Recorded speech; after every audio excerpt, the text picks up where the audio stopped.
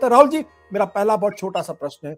आज का जो कार्यक्रम आपने देखा, उसको आप किस नजर से देखते हैं? ऐतिहासिक नजर से, सांस्कृतिक नजर से या राजनीतिक नजर से?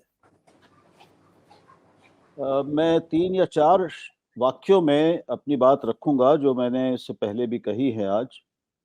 आज जो मैंने देखा वो हिंदू धर्मावतार सम्राट मोदी के राज्याभिषेक का समारोह देखा। आज राजतंत्र यानी राजसत्ता और धर्म सत्ता, हिंदू धर्म सत्ता को एकाकार होते हुए देखा। आज संविधान के तहत हमारे संवैधानिक लोकतंत्र में चुनी हुई सरकार के एक प्रधानमंत्री को इस बहुधर्मी देश, बहुधर्मी राष्ट्र के एक सबसे बड़े बहुसंख्यक धर्म के एकमात्र प्रतिनिधि और शासक और नियंता के रूप में उभरते हुए देखा, उभरने का प्रयास करते हुए देखा। और आज हिंदू धर्माचार्यों को यानी हिंदू धर्म सत्ता को एक शासक के आगे लाइन लगा के हाथ जोड़े हुए झुकते हुए देखा। फिलहाल ये 4 वाक्य हैं, इसके विश्लेषण आगे हम कर सकते हैं, इसकी व्याख्या कर सकते हैं, लेकिन मैं समझता हूँ कि ये पर्याप्त वो है। और हमने ये भी देखा कि कैसे इस देश के हर हिंदू के मन में बहुत सबसे गहरे देवता राम प्रेम, राम के प्रतिभाव, राम भाव, राम के तत्व और राम भक्ति को उसका राजनीतिक दोहन करने का जो एक अभियान चला, उसका आज हमने चरम क्षण देखा। राहुल जी, आपने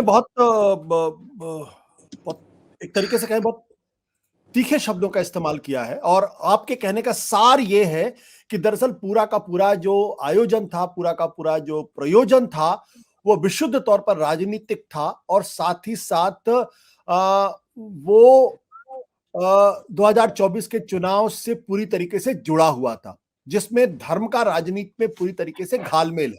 अगर आपके सवाल को हम आगे लेकर चलते हैं, लेकिन हिंदुस्तान का एक बड़ा तबका है जो आज के इस आयोजन को वो अपने इतिहास में हुई भूलों को ठीक करने की नजर से भी देखता है, कि जो हिंदू धर्म के साथ विद इन कोड जो है, कि हिंदू धर्म के साथ जो अन्याय हुआ इतिहास में, उसको करेक्ट करने का भी एक मौका था, और उनको लगता है कि आज वो दिन उस इतिहास के उस क्षण को हमने ठीक किया है। ये ठीक कह रहे हैं आप। बहुत सारे लोगों के मन में, बहुत सारे आज हमने सुना ऐसे लोगों को जो अपने आप को एक सज्जन तो परमहंस कहलाते हैं, परमहंस पदवी उन्होंने धारण की हुई है, भगवान धारण करते हैं, और कई लोग हैं जिनको इन्हीं भावों को व्यक्त करते हमने देखा।